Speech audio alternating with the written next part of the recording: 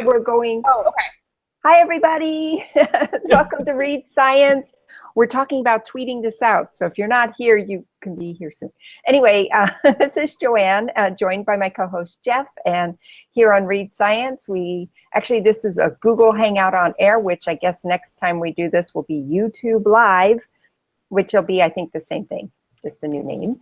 And anyway, so today, those of you who are joining us may have been expecting also Natalia Holt, and she has come down with laryngitis. She's a bit under the weather, and this happens. So we are going solo today with Amy Shira Teitel, who many of you know. Hi, yeah, that's right, say hi. And we are specifically going to start by talking about her book that came out, I want to say January, Breaking the Chains of Gravity, the story of spaceflight before NASA, which we know that vintage space things are Amy's specialty. And so I'm going to go ahead and do a bit of a bio. Actually, I don't have one written down, but I sort of know Amy from many, many years ago. We met each other at Science Online, and yeah, all of us science communicators tend to sort of find each other at some point. So Amy began by writing articles about vintage space. You know what? We will ask you which are your favorites, but and then she wrote for Popular Science magazine. She's done videos, lots and lots and lots of videos, great videos. She's worked for Discovery Channel and for the D News, and has learned a lot from that. So her videos get better and better every year. I see the improvement. It's fantastic. And so it's great to have Amy on today. We will ask her more about herself and her book and why she wrote the book and everything and all her future plans. I guess she's got big plans, right? Yes. So go ahead and say hi, Amy. Hi, thank you for having me, and hello everybody who's watching. Great, thanks for coming. Okay, Jeff gets to throw out the first question. Okay, well, it's a spoiler, but we know how this book ends. NASA is created. And there's a lot of stuff that come before there, which shouldn't be too surprising, but people might not know about that. So NASA was created in 1958 by Congress at the urging of President Eisenhower through the National Aeronautics and Space Act. And I wanted to start with some deep background. Tell us the story, if you can, about the contribution of the International Geophysical Year of 57, 58. And I was really interested in sort of the sources, the family tree for the IGY and how it came about, and then how it was sort of the impetus for us actually getting there, in addition to Sputnik, which we know more about, but International Geophysical Year and what it did for the U.S. space program. Yeah, not many people know too much about the IGY. I feel like it's one of those things that the nerds know about it because that was what allowed satellites to start flying. But most people don't really think about the fact that international scientific cooperation had to start at some point and had to have some kind of organization. One of which was the International Geophysical Year. It was, I think it was off the top of my head. This is the problem with writing a book that came out a year ago is that Yes. I haven't looked at it in a really long time, so I'm like just trying to recall the details and forget all the other things. You can just sort of fake your way around things. I had never known before that the Geophysical Year grew out of the International Polar Year, which was a cooperative thing, right?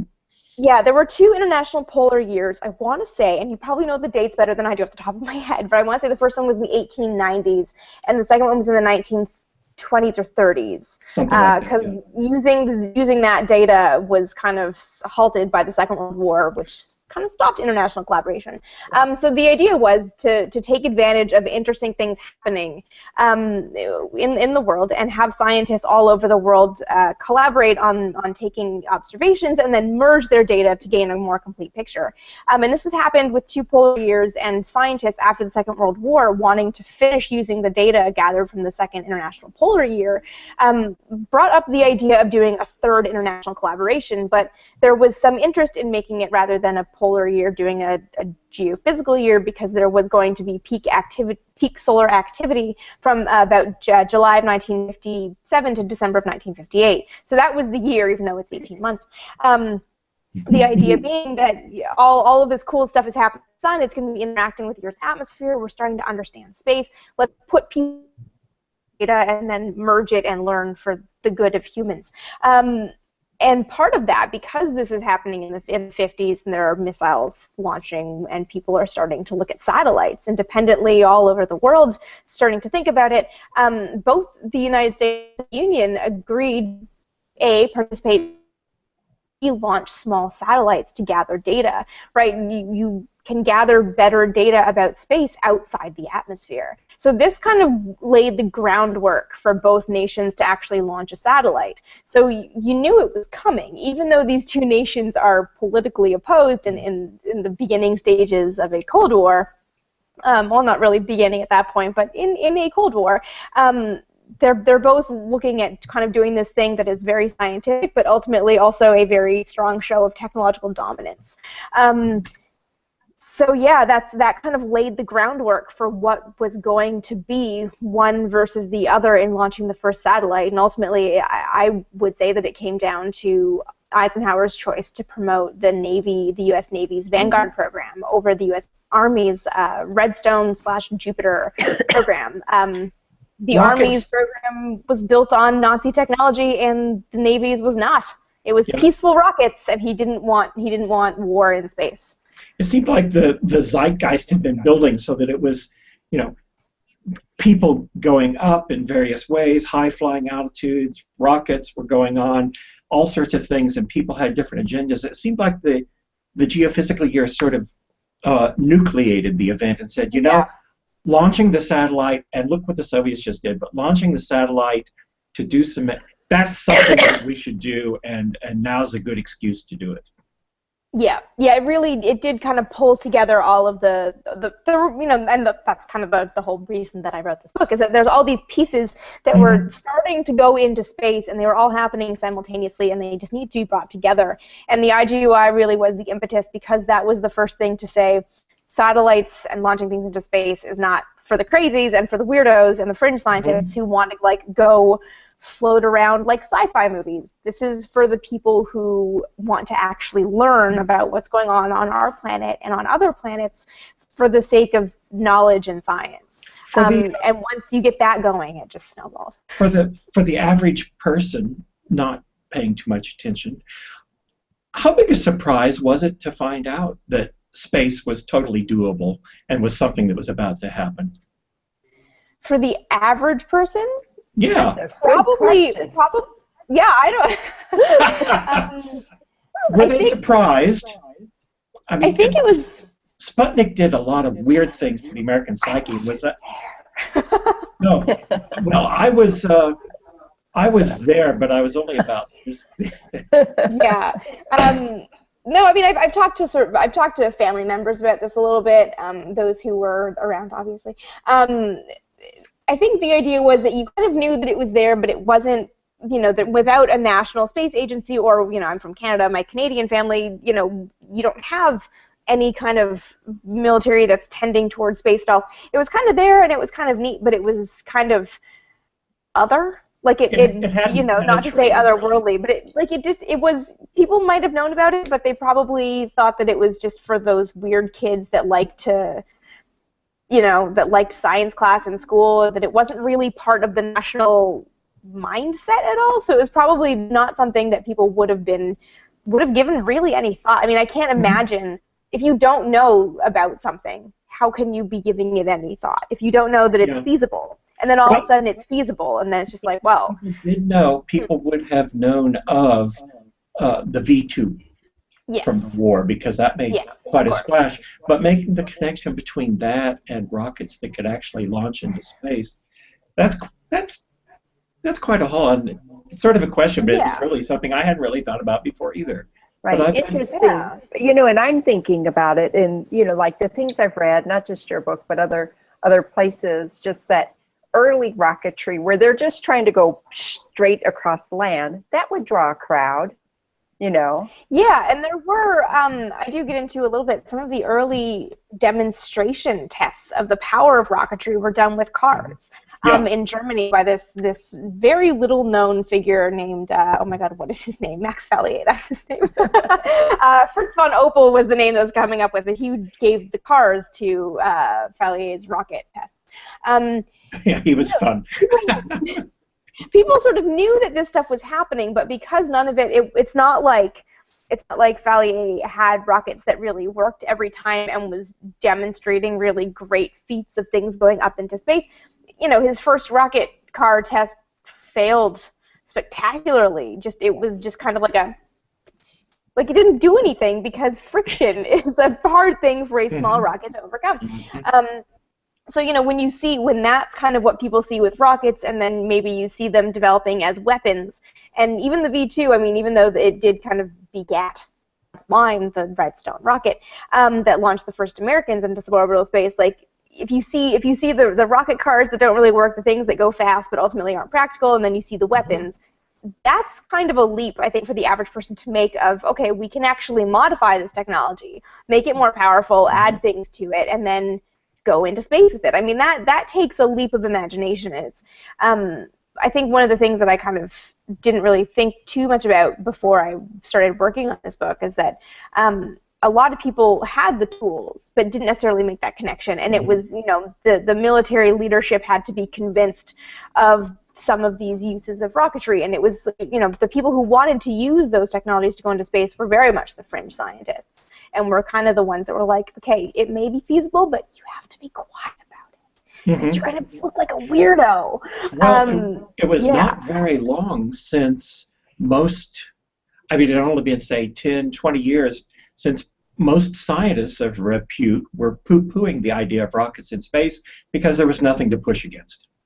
Oh my God, and I still get that question all the time. And yeah, these days, like last week. These days in an astrophysics course we can teach, come on, it's conservation of momentum, but that was not obvious in 1928. Yeah. Yes. Which is that's I think it's hard, and I mean, maybe you can speak to this because you are a physics teacher, but people think of things as being like, oh, this is my experience. If I jump, I have to jump off of something. Therefore, I am pushing against something. Therefore, a rocket is pushing against the ground. It's sort of like, okay, it's hard to, you know, the scientists who kind of understood the way rockets work in the 1920s and started thinking about how that technology could eventually be applied to spaceflight, they might not have. That made sense to them, but it's really hard to translate that when you don't have rockets that work at all to the average person who has no understanding and no reason to think about things that are outside their own physical experiences. But if things are ballistic or if you're in Earth orbit, conservation of momentum is pretty simple, and I'm a little sorry to say that most science fiction programs don't get it right, and so people who watch those are getting very poor lessons in how rockets actually work. Well, it's because the real stuff never looks as exciting as Hollywood can make it. Nothing. It's dull, and you wouldn't be able to hear it or anything. So before we leave the creation of NASA and Eisenhower, comment a little bit on Eisenhower's concerns and how it came about that a particular branch of the military was leading on things, that the military was involved at all, how he wanted to try to keep the military out of things. A lot of paths have developed from these very tiny decisions that Eisenhower made because of the way he felt about things, right? Yeah, well, the you know, post-World War II, we had, well, we being America, sorry, international viewers, there were 3 military branches, and they all had their own separate rocket programs. Von Braun and a large part of the German contingent that came over from Germany and was integrated to U.S. society ended up with the Army developing rockets based on the V2 technology. And the Air Force was developing its own, also based on the V2 technology, although taking it with a different strain. And then the U.S. Navy was developing something completely different. Still similar technology. I mean, a rocket's a rocket, but you know, while the Army and Air Force were building V2 heritage rockets, for military purposes. The Navy was building smaller sounding rockets for research purposes, right? These are just rockets that kind of go up and do some data and come back down. So when it came time to pick one of the military branches that was going to launch the first satellite under the fully civilian scientific realm of the IGY, so this is nothing military, Eisenhower picked the U.S. Navy because there was absolutely no military connection of that rocket being used as a weapon. It was purely scientific. It was purely, you know, it wasn't civilian. It was Navy owned, but there was no ties to Nazis. There was no use of it as a missile, and this was his way of making sure that space did not become a battleground, because that was really like something he did not want to get into. Of like, okay, this Cold War is starting to gain some kind of traction. Let's not start having war in space, because I don't know how to war in space. Like, ugh. So the idea was to keep Reagan completely, save that for the 80s. You know, the idea was to keep it all civilian, keep it all on the peaceful side for science, for exploration, for all the good things. And that's why he picked Vanguard over questions that people had not thought about. It's like, can you fly over a sovereign country with your satellite? Who owns the space? Yeah, because was a big concern. Eisenhower was big on the, and again, you have read this more recently than I have, yes. the open skies policy, in which he wanted to be able to fly over Soviet airspace.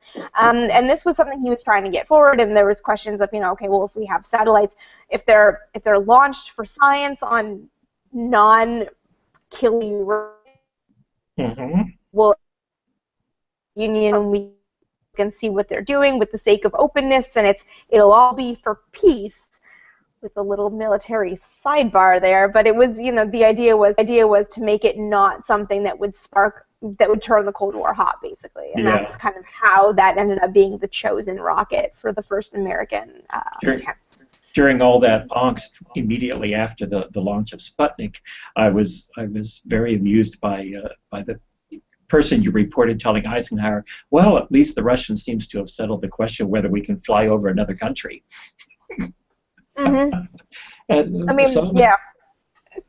These things get taken care of, and then they are questions that nobody knows about until you read the book. Thanks for bringing those things to light. And it's true. This book, I mean, this is, for people who might go, I don't care about this, before NASA, it was really very fascinating. Oh, yeah. I mean, I just felt like I had no idea of some of these things. And so I'm like really glad you wrote the book. I'm really glad I read it. Thanks. Yeah. Yeah, that's why I wanted to do this story, is because there's sort of this idea of NASA was born in 1958, and then it went to the moon. It's like, yes. Well, nothing happens like that. And it's just so interesting that, like, there's this whole route of rocketry, and sort of the other thing that I kind of wanted to show with this is that, like, NASA wasn't created in a vacuum and get to the moon in a little over a decade. It was building off of 40 years of knowledge. So when you say, well, why aren't we doing more in space? Well, things take time. And you can't just say, like, if we went to the moon in 9 years, why aren't we doing this now? It's like, because it wasn't 9 years. It was actually like 50 years. Right. And it's still really hard. So it's just sort of like give you an appreciation that, like, NASA had to come from somewhere, and that somewhere was a very big amount of research and big programs coming together at the right time. And in the midst of, you know, geopolitical strife of the World War. And, you know, and of course, lots have been written about von Braun, but it was good to put his struggle on trying to defect and everything, and then what were his limitations once he came to the United States. So he's brilliant, but sorry, we're not just going to let you work on anything. Yeah. He's admittedly like the toughest one to deal with, because, you know. Yeah, what shall we do with Wernher von Braun? I know. He's an awkward one, especially for someone with Jewish family. How do you kind of fix the fact that, like, yes, Nazi, yes, all of that bad, but also the Saturn V that took Apollo to the moon. So it's sort of like, well, you got to figure out some way to kind of just be neutral. Since we're talking about Wernher, one question I particularly wanted to ask, and this is going to be for your opinion, obviously.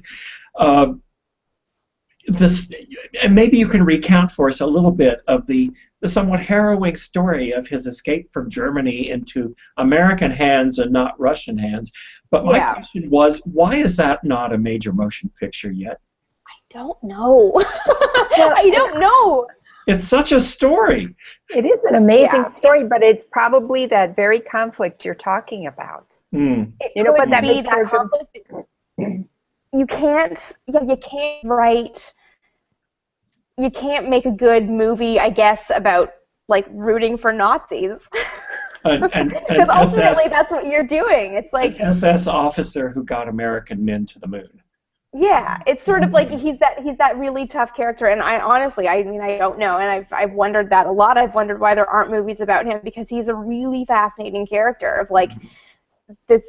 Yeah, I think he might just be too hard, or maybe nobody's pitched it right. I don't know. Right. You know, I wondered that. He gets his mention in October Sky, and you know all these other shows, but nothing about him. Because whenever I give a couple, the talks that I kind of run through with things, he features in a couple of them, obviously, because he's kind of a big name. And across the board, I mean, even if it's a general audience, not necessarily a pure space nerd audience, I always just I keep things super casual. And I always ask, like, so this guy familiar? This guy, anyone recognize the face? And like, you know, more than half are saying like, yeah, I know that guy. It's like, yeah, everybody knows who he is, but no one really knows what to make of him. It's kind of that weird. He's a weird figure. Yeah. Well, a lot of interesting historical figures are like that, aren't they? Yeah. They're rarely all nice people. Right. There's something. So actually, I do want to, because our additional guest is going to be Natalia Holt, and she talked about, her book was The Rise of the Rocket Girls, and I'm just going to pitch that here. We're hoping to talk to her. This is the book about the women who, well, it says here, the women who propelled us from missiles to the moon to Mars, right? And just these women who actually did hand calculations of everything. And the reason why actually, you know, I thought you two would be a good pairing was because there is overlap in the time frame.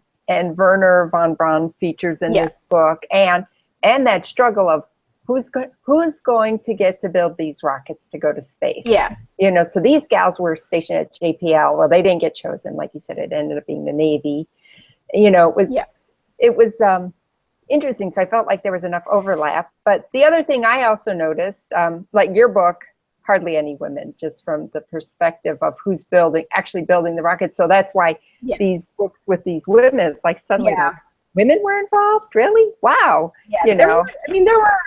It's one of those things that there were a lot more women involved than anybody really realized. And I mean, quite frankly, just in my writing the book, I mean, there's a few women that I talk about. Vera Winzen is kind of the big one, I guess, who managed the team that hand-stitched and made the balloons that launched the Man-High program. Right. And that's right. You know, she was deeply important. And somebody brought up, I even think about this, that I talk about the movie Frau im Mond, which was Fritz Lang's 1927 silent film about a mission to the moon, because it is Harper's Gold. It's a very weird movie, and it's on Netflix, and you should all watch it.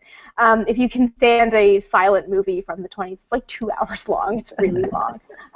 But it was written by Lang's wife. It was written by a woman. And I think she's in it, maybe? I can't remember if that's who the actress is, but there's all these things where like you don't really realize, like, yeah, there were women involved, and quite frankly, for me, just putting together the narrative, because of the time frame, the key players and sort of the major things just happen to be largely male. Right. It's kind of one of those things where, like, you know, it's an issue of the time more than anything. And Exactly. Oh, and even in reading Rise of the Rocket Girls, I ended up becoming very angry at one point because one girl was playing prominently. She was pregnant. And they said, oh, sorry, you're a liability you have to now go on maternity leave. It's like, what? And that's how it used to be. But I mean, that carried through for a long time. I've been doing some stuff on the Mercury 13, the 13 women who passed all the same physical tests as the Mercury 7 astronauts in the 60s, but couldn't fly because it was the 60s. That one of the arguments against having women in the astronaut corps was that you would lose them to marriage. That as soon as they got married and had kids, you wouldn't be able to have them training. And all these women were like, well, some of us have had kids, and some of us don't want kids. And we all want to go into space more than have a kid in the next 5 years. But it was one of those things that, like, even in the 80s, I mean, the classic story of when Sally Ride was going up for a 7-day mission, and they gave her 100 tampons because no one knew. Like, I just love the idea of, like, all of these doctors, these male doctors that should know things about a body with wives and probably daughters on some level, still had absolutely no idea about, like, basic female physiology. It's just like, it's really not that hard, guys. They're just humans. We're just humans.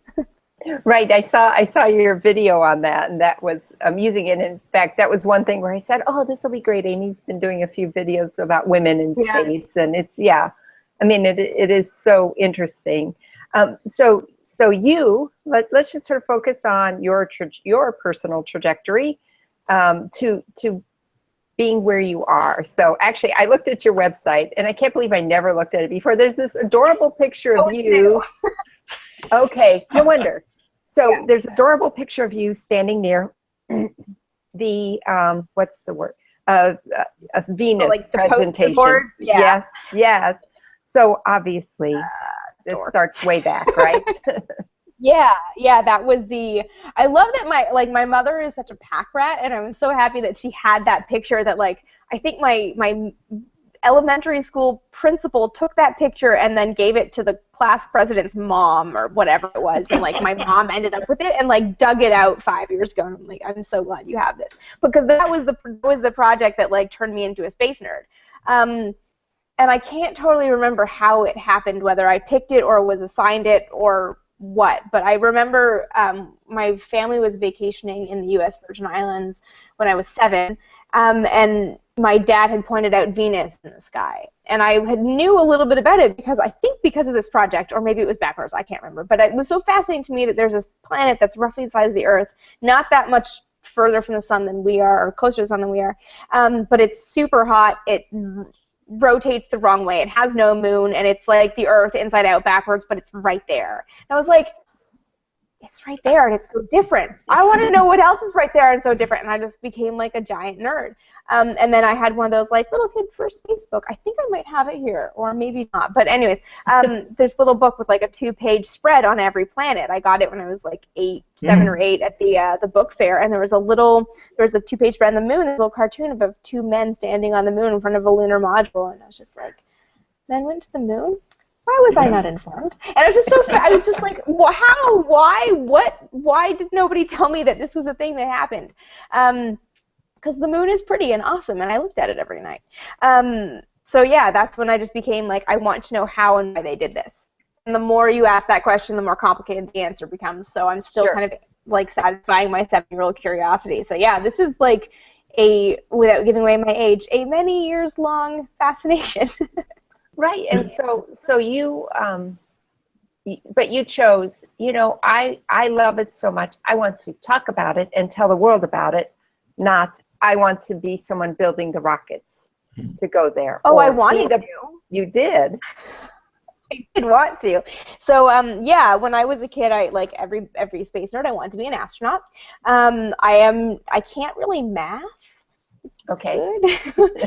So I was not necessarily the most math brain, but part of it too is I'm quite short. I am 4'11", which is NASA's astronaut corps. And I've also I was in a car accident when I was a kid, and I've had stomach surgery twice and back surgery twice, and that would make me medically unfit, I believe, because if you are prone to intestinal adhesions, you die. So yeah, that I couldn't face from a young age, but I wanted to pursue it somehow. But actually, my high school guidance counselor told me that I wasn't smart enough to take physics because I was at too low a level of math. And I said, I don't care. I want to try it. I don't care if I'll do it for a year in grade 11, and if I fail, I'll take the, the science that's a little bit easier for me, and I'll get the better grades and get into college, and it'll all be fine. But they wouldn't let me do physics. They wouldn't let me do it. So because my school was all about, we need our graduates to have good grades so that we can get the next round of high-paying, nerdy kids in, because it was a snooty private school. So I don't have a high school math credit because my level of math satisfied international baccalaureate requirements, but not Ontario high school requirements. And I have no physics background. I was forced into biology, which, for somebody who gets really squeamish around things like blood and doesn't want to cut open a fetal pig, it was the worst. So yeah, I really wanted to be involved in space somehow, but I was told I wasn't smart enough. So I had this weird interest in space, but I was told that I should go be an artist. So it's I have no idea what to do with my life. So I ended up in undergrad, just luckily ending up at a university of King's College in Halifax, Nova Scotia. Awesome school. That has they offer an undergraduate degree in history of science. And I was like, that's interesting. So I started taking those classes, and it was my second to last year, because I did a victory lap because I changed majors so many times. My advisor said, well, you like space. It was 2007, write about Sputnik. And I was like, I can write about that stuff, and that satisfies requirements for history of science technology? Of course it does. Because we went from ancient Egyptians transmuting metals science, the Manhattan Project, and that's where we stopped. So we never got into space. So that's when I was like, oh my God, I can actually just engage with the stuff that I love, and it works. So that's kind of when I figured out how to kind of combine my more artistically inclinedness and my love of writing, because that's always been a thing with my love of old space stuff. It was a really, really weird way to come about it, and even then it was well, and then I was told, you're not smart enough to be a professor. So I went into public relations, and that was the worst. You know what? And then I went back to grad school. But you've been such a benefit to, communication of science to the general public. Even NASA, of course, does a bang-up job of this. They know how to engage with the public. But you're sort of saying, let's not forget what it used to be like. Yeah, I think one of my things, being a history nerd, is that I absolutely love context, because things are great, right? Okay, it's just speaking of NASA doing a bang-up job. I've worked with NASA on some communication stuff before, right? The big one being the Pluto in a Minute series that I did with New Horizons. So it was one of those things that, okay, getting to Pluto is great. Everyone's excited about that. They'll be more excited if they understand how hard it is to get there, just how long this mission has been in the works. So giving them, just having that little bit of historical context to me makes it make more sense and make people care more. So that's where I kind of try to translate my own personal love of history and kind of make it into something that people are still interested in and still have a reason to want to know about. We agree that the context is vital. Yes, Joanne? Oh, of course. The number of times you see people freaking out about space news or something, and they don't really okay, well, let's look back at where this came from and understand why you're freaking out. It's I'm trying to think. I don't know. I just feel every time space news, it's oh, they found water on Mars. It's okay, well, let's dial it back. Let's look at the past discoveries that we've had. Let's look at the little bit of history we have in this strait, and let's put it into context and really understand what this is, because it's still not a lake. Right. It's still building on all of that past knowledge. It's building on all that research, and you can't really understand why it's important without understanding why. Well, plus you get all of the colorful characters. Now you're making me think. I can't remember his name, but the guy who decides to do research into whether humans can withstand the G-forces of launch. Oh, so John Paul straps himself into a rocket-powered chair and shoots off at 700 miles an hour, and then stops in a second and a half to see whether he flies into pieces or not. Well, this is one of the things that I love so much about the 40s, 50s, 60s, is that we didn't have things like fancy supercomputers to do models of what was going to happen, right? So people just had to figure it out. That's why the X-1 was built, was because nobody could figure out how to break what was going to happen to a plane going through the sound barrier. Right. So, and wind tunnels don't work because the forces get all messed up when you're bouncing off walls, and you couldn't model an airplane and build it. You just had to build the airplane. It's just like you have these people putting themselves literally on the line to figure out this stuff. It's just like it's such a foreign to the modern perspective, such a foreign way of doing science, I think, because everything's modeled and everything's done with computers as opposed to just like building something and seeing if it works. Well, you pointed out that it's a tough problem that I made a note of. It's like, if you want to design a supersonic aircraft, you need data. How do you get the data if there are no supersonic aircraft to measure things? Yeah. And You have supercomputers to model it, like you say. Yeah, there's a lot of great stories from sort of figuring out what shape early spacecraft should take, of just, let's build a little wooden model. Well, let's just drop different paper cutouts and see which one floats better, and then based on that, let's build a wooden one and just drop that down a flight of stairs and see what happens. Because there was no other way. I mean, it's just a great, like, even like NASA and its predecessor, the NACA, the National Advisory Committee for Aeronautics, it's like almost grassroots science in some ways. But they had to start somewhere. I'm amazed. Yeah. Of course people have died in rocketry, but I'm amazed not more have. Hmm. It is pretty impressive, and I think there's a lot of luck involved in a lot of that survival. The one that jumps out to me, I mean, of course, my book starts, spoiler alert, with Max Felly being killed by his own exploding combustion chamber. But there's that story of Von Braun's, the exact same problem. Yes. With Chuck Yeager certainly starting. Yeah, he's been through a decent amount. My favorite part about John Paul Stapp, sorry, going back to him, is that he died in like the ripe old age of like 90 or something.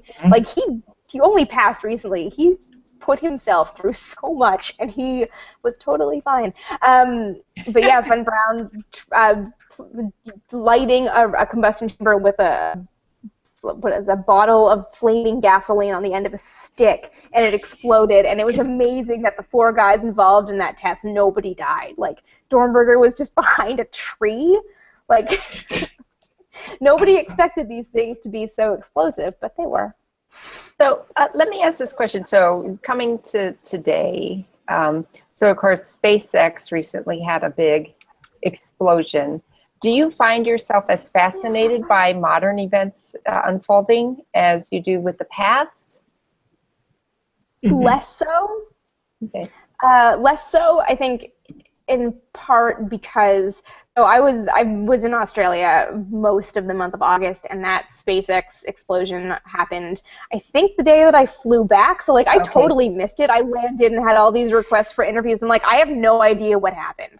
There's so much going on right now that it's really, really hard to keep tabs on every single mission that's launching, that's doing something, that's, I don't know. I mean, why did I see NASA TV on at the gym yesterday? Like, I don't know what happened, but apparently it was on the news. Juno did something, I could tell, because it was pictures of Jupiter.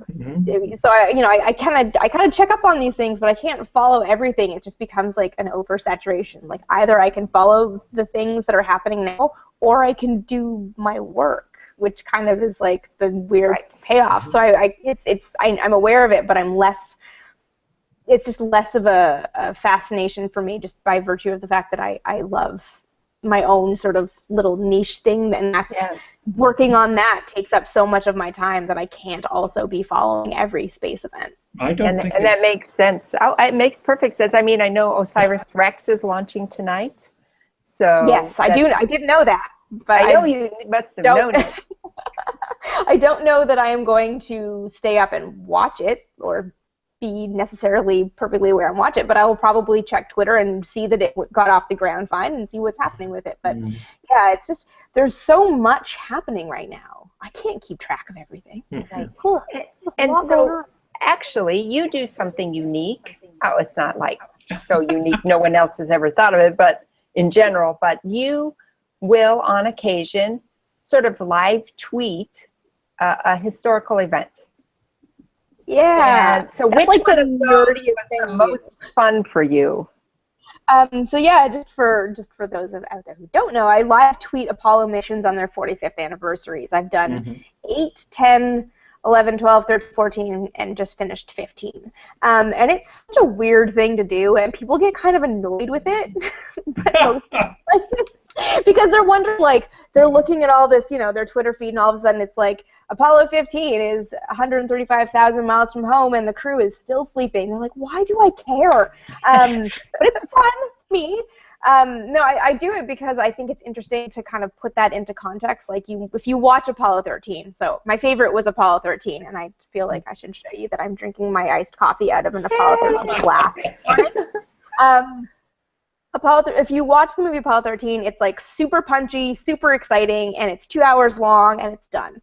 The real mission was like 6.5 days. So if you actually, like, by live tweeting it, I gave people a sense of just how much downtime there was on that flight. And all of a sudden you realize, like, oh my God, this was a really long time for these guys to be stranded really far away. And when you see it in your Twitter feed, people were responding to me saying that it was such an interesting way to kind of understand what really happened on that flight, because now you put it in the context of your real life, you have an appreciation of it.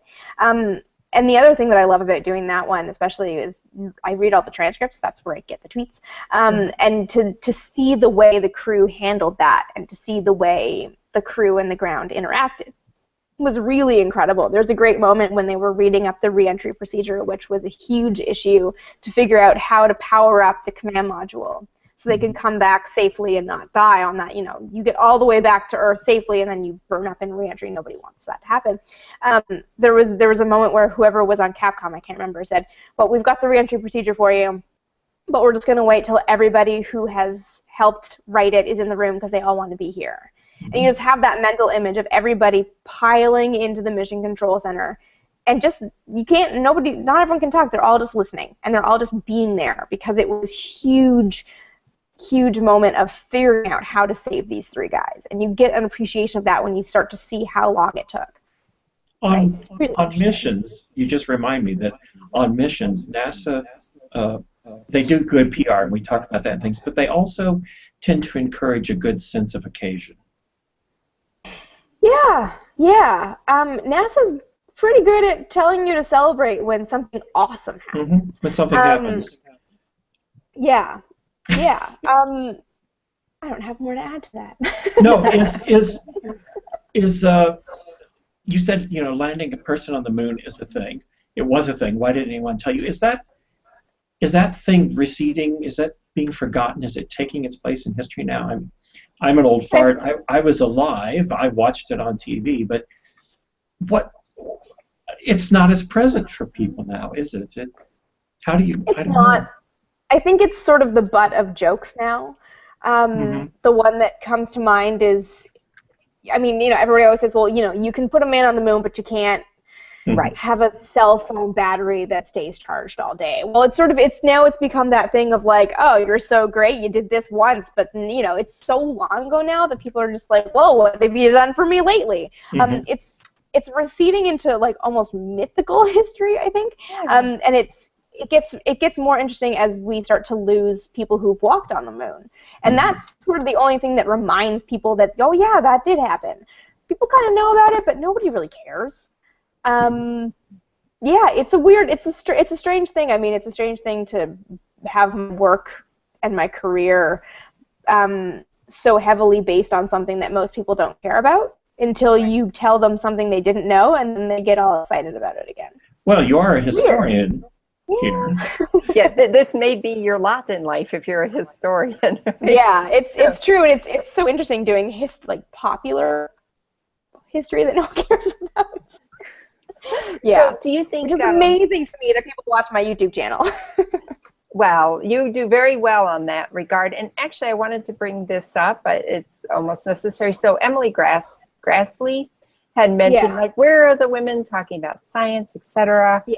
Well, you're a perfect example of someone talking about the technology. It is history, but, you know, it's more scientific. And there you are. And so congrats for doing that. Thanks. And probably having to endure. I mean, I bet, so my guess is your feed has some people who probably, you know, just grow up, be more appropriate. But then you have a lot of people who are really probably super engaged with the material, who like have full, like, hey, oh, what about this? Or something like you could have some really good conversations about this. Yeah, I'm lucky. My audience is really great. If anybody out there, a lot. I've been doing this. It's almost 6 years since I started my blog and started kind of doing this stuff publicly. That I've a bit of time to kind of gather an audience that has known me for years and has watched me develop as a writer and as a host and all that stuff. And they're really supportive to the point if somebody says something deeply negative, they will respond. And it's amazing. Yes. I mean, it just like warms my heart to see that. And a lot of them just do have good questions and just want to know things. And they're like, I don't really understand this. Can you explain this to me? And I'm like, actually, yeah, that's a really good video. So it's a mix of sort of, well, let me answer your history question. Let me tell you about something that I found that I think is cool and I wanted to know about, so I'm going to tell you about it, whether you like it or not. And also, let me answer your technical questions, because ultimately, that's important, even if it's less exciting than like the story of eating tuna going to the moon, which is just fun. Right. And just to come back to me not being an engineer or an astronaut, I think that's actually what could not have predicted this when I was told I'm not smart enough to do physics, that having no engineering background, a really good person to tell people about engineering, because I have to translate it into English for me first. If I can get my head around it, I can make anybody understand it, because I'm not an engineer. So I can English it. We've heard this from several guests who are, English majors and not scientists, who say, hey, if I have to make a scientist explain it so I understand, this, I can make this happen for other people to understand. So it seems to work really well. And then, of course, we have our group of scientists who are writers who are also very good at explaining. Well, being, aspirational communicator, I think there's going to be something in common, like an interest and an empathy with listeners and a desire to share things. And then that, for me, that leaves room. It's like, indeed, the naive perspective, the not trained perspective is very useful at getting at some things, and the trained perspective is very useful. But they share the desire to say things that people can understand. That's not that hard to do, provided you actually want to, provided you're interested in the people listening to your stories. Yeah, but it does demand that you have that ability to forget that you know a lifetime of intricate detail about something, and bring it down to the basic level, which I think a lot of scientists have problems with. And there are a few who are really good at it, but it is hard, and it's sort of like, I mean, I had my dad's a doctor, and him trying to explain my, again, hated the squeamishness of the biology, him explaining basic biology concepts, he was, it was harder for him to break it down and to forget, like, right, I don't have a lifetime of medical training, so let's take this down 50 notches. I've had occasion to say to people that I don't remember what it's like not to know calculus. Right. Yeah. So there are some things that I'm not particularly good at, but we understand. One can know one's limitations, I think. Yeah, and that's where my audience comes in really helpful, because I'll say things and I'll forget that, like, oh yeah, you haven't all read all of the technical documents that I have. You haven't gone into the details of the history that I have. And then that's great, because then it's another question that I can answer. Like I'll mention, I mentioned pogo in a video, which is a thing I have to refresh my memory on this, but when the fuel sloshes in a rocket and then it starts to vibrate, up and down, not laterally, vertically, I guess, even though it's pitching over, and that can cause vibrations that can hurt an astronaut. And I mentioned that in a video once, and everyone's like, I don't know what that means. I'm like, oh yeah, I should do a video on that, which reminds me that I should do a video on that. You still have things to do. So let me ask, I actually have two questions about books. One is your massive collection behind you. I asked you a little before we came on. So tell us, how much are space books and how much are not space books? And yeah, so the shelves you can see behind me. This one here is all space books. The last couple of shelves down there are all technical documents and old NASA publications and stuff that I've had printed out because I can't deep read off a screen. This is all space stuff, down to like the toys up top are all space toys. This is only like half space toys and half space magazines. The rest are like my bit of fiction collection, but hands down, more books than anything. I've got another shelf you can kind of see the behind the decapitated Saturn V rocket over there. Is another. I know. It's so broken. I should just get a new one. Is another bookshelf is half space adjacent, and it's stuff like Johnson's LBJ's autobiography and stuff that is like somehow tied to me doing better space things. A lot of it. There's a lot. I told you this before, but I feel like I should mention it again, that my parents always told me that books are okay to buy because you can always go back to them. So I have way too many books. Yeah. Well, yeah. I'm not complaining. You can't see mine. And they're back there. And yes, I think that's required for me and Jeff if we're doing Read Science. I think books would rank high on possession. Are you like me too? I also have piles on my desk and on my bedside table and on floors everywhere. You can't see here. You don't see what's there, what's in my. Forget it. The stacks are too big. But I love them. I can't get rid of them. I'm like, nope. So I know. It's like, yeah. Go ahead. My next question about books is: are you going to write another one? Yes. Yeah. I just don't know what it is yet. I'm working on it. I'm still trying to nail it down. I have sort of I kind of know what I want it to be about, but I'm still trying to figure out the core narrative of it. Right. So I can start pitching it and working on it, which is harder than you think because again, there's so much done about space, right? The Apollo era is so written about and so covered. Well, how do you find something that's new that hasn't been done that needs a new book? So that's what I'm doing right now, is sort of that, like, here are all the big ideas that I want to deal with that are a little bit too esoteric, a little bit too niche. Where is that one thread that will carry it from super weirdo niche history that lives on my blog and YouTube channel into popular book? Right. It's annoying. It's tough. It's tough. It's getting there, but it's tough. And what was the hardest thing about writing your first book? Letting go. Really? Letting go of it. I can't have everything. Actually saying, I can't have everything. It was, I mean, this is one of my things that always bugs me as a reader is when an author puts in every single little detail as a way of almost, to me, it's like showing you, look at all this research I did because every detail is in here. And I can appreciate the research, of course, but if it breaks up your narrative, it bothers me as a reader because I ultimately want to write books that flow, that just let you enjoy a story. So part of it, the letting go of details that I thought were really great, letting go of people that I thought were really interesting but ultimately just didn't need to be there because they didn't advance the narrative, that was annoying because I wanted to get everything in there, but I also wanted to keep it readable enough for a general audience. And then also just, I mean, frankly, at the end of the whole writing process, just saying, I have to give this to my publisher now. Like, I can't keep reworking it. I mean, and like the worst thing is that, like, I mean, if you've ever, anybody who's ever written anything, you always want to fix it. Nothing's ever perfect for you, right? So I did a reading in at an event a few months ago, and I was just reading a passage, and I was just looking at it thinking, like, oh, I would like to rework that sentence. It's just letting go and just saying, like, okay, and it's enough. It's there. It's enough. And just trusting my external readers and my editors to catch things and say, like, this bit doesn't work. This is just not, this doesn't need to be there. This is just trusting it to other people was probably the hardest part. Letting go is tough, but you did a good job of it. Yeah. Oh, no, I look forward to your next book. And take your time. You don't have to have it out tomorrow.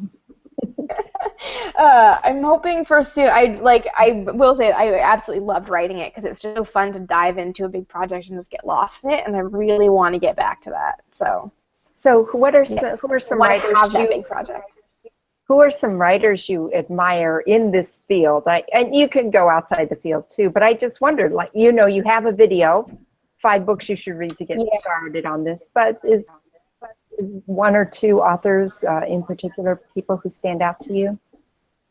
In the space realm, the books that stand out to me are usually the historical accounts and the memoirs. So it's not really that an author stands out to me so much as a story stands out to me. There are people, again, coming back to Apollo 13, is Jim Lovell, the commander of the mission, co-wrote his autobiography with Jeffrey Kluger, who is an amazing author, an amazing writer, and he does a great job at sort of keeping it doesn't sound like it still sounds like it's in Lovell's own voice, but he shapes the story so well that it's really fascinating. Yeah, I don't have a good answer for that for space. One of my favorite writers, just kind of in more history, nonfiction generally, is John Krakauer. Is just hands down one of those people that I read and I'm just like, I don't understand how you make this so good.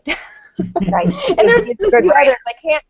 Yeah, they're just really good writers. There's a few others whose names escape me off the top of my head, and I could duck over to my shelf and figure it out. But yeah, it's more that like I'll pick up a book for a topic or for a story that sounds like something that I'd like to know about.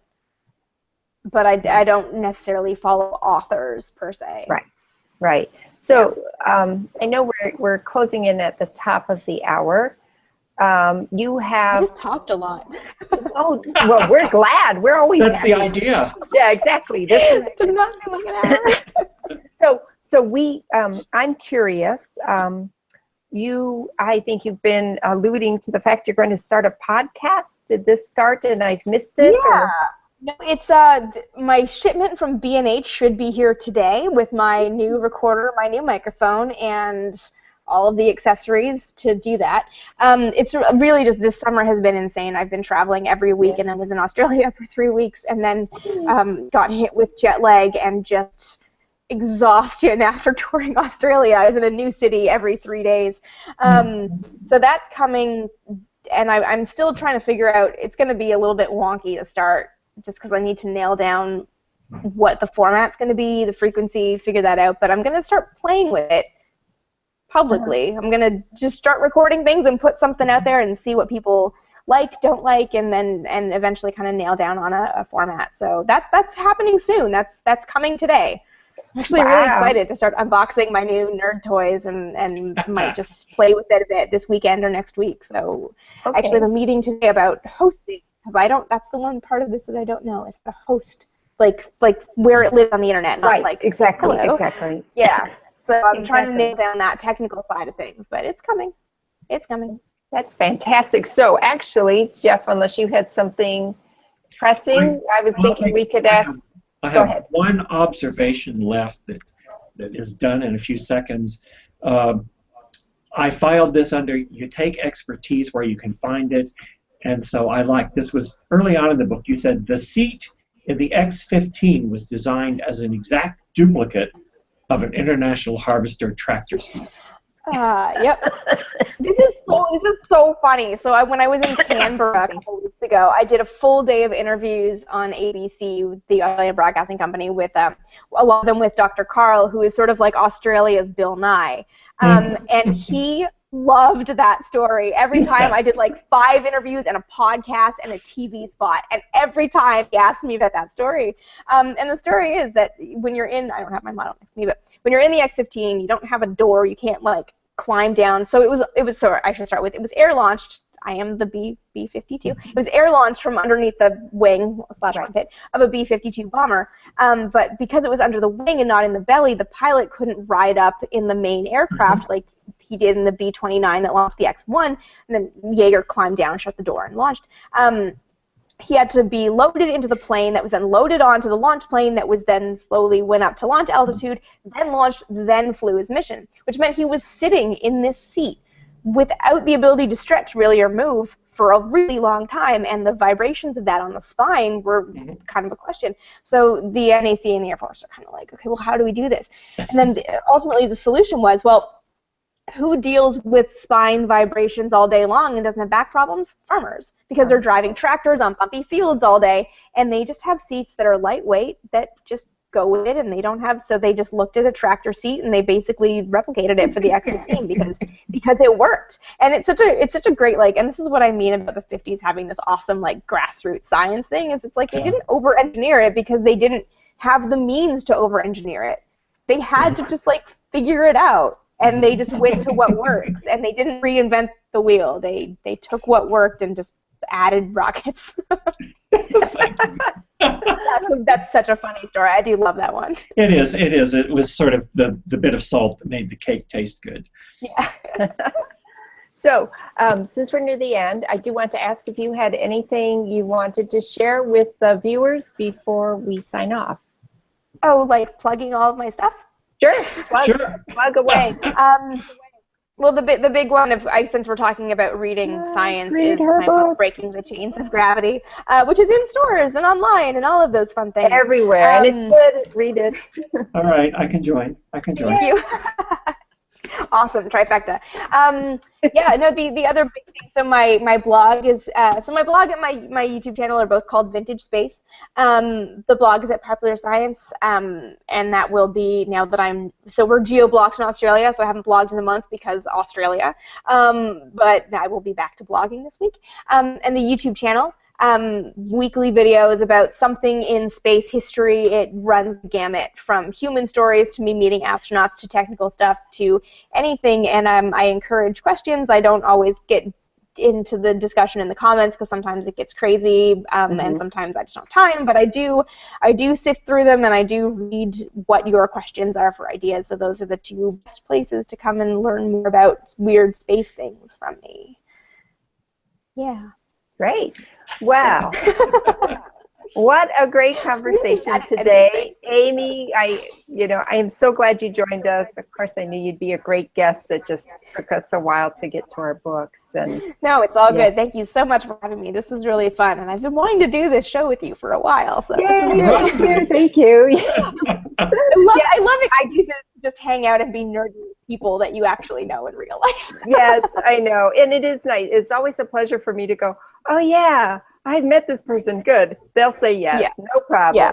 You know? There you go. It's always the people you have to approach and go, I'm so-and-so. You don't know me, but could you come on my show? Yeah, that hard sell.